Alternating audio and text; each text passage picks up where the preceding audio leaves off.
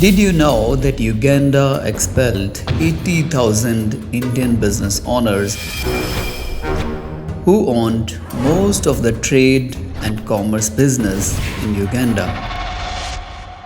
This is the story of how Uganda's president Idi Amin hacked the emotions of his people to expel the biggest Indian business community from his country. Uganda, a country in East Africa, got independence in 1962 from England. But before the independence, during the colonial rule from 1894 to 1962, the British brought Indians to Uganda to build the railroad, and they never went back.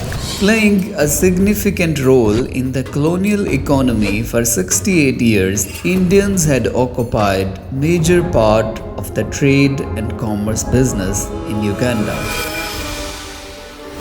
That is why a lot of the Ugandans felt resentment toward the Indians. They looked around and saw Indian businessmen and they thought, this is our country.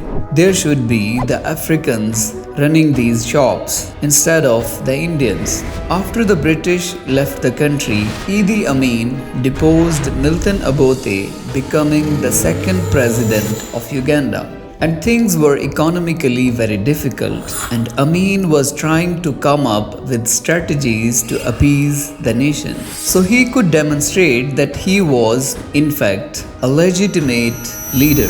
The responsibility of Asians in Uganda, it is the responsibility of Great Britain. And so he decided to target the Indian business community, accused them of tax invasion, funneling money out of the country, and discriminating against the black Ugandans in business. And one day, Amin went to a local radio station. There, he addresses the nation. He said, "Last night, I had a dream that Indians were milking the cow, but they were not feeding it. And therefore, I think we should get rid of the Indians." Uganda's Indian community was given 90 days to pack up their businesses, leave the country, and therefore they must sell everything they have. Indians appealed the Uganda's court for protection, but it is of no use.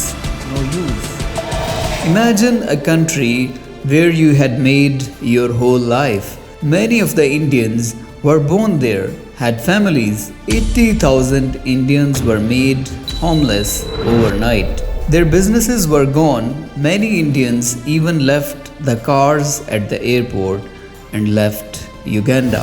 Isn't it painful that you were leaving and there was not a single person to say goodbye?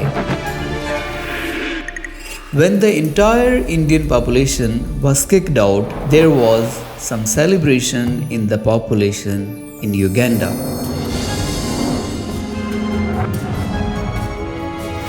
And Idi Amin was able to take these businesses that were owned by the Indians and gifted them to his people, calling it justice. But after the Indians were gone, there was a massive economic crisis. The Ugandans who had received the shops that were Indian property did not have the skills. They don't know how to manage the economic enterprises. The shortage of all sorts of commodities resulted in mass inflation, and many parts of the economy were collapsed. What we can learn from this story is that squeezing one small group in the country won't solve all of your economic problems. As you can see, it can actually create more headaches.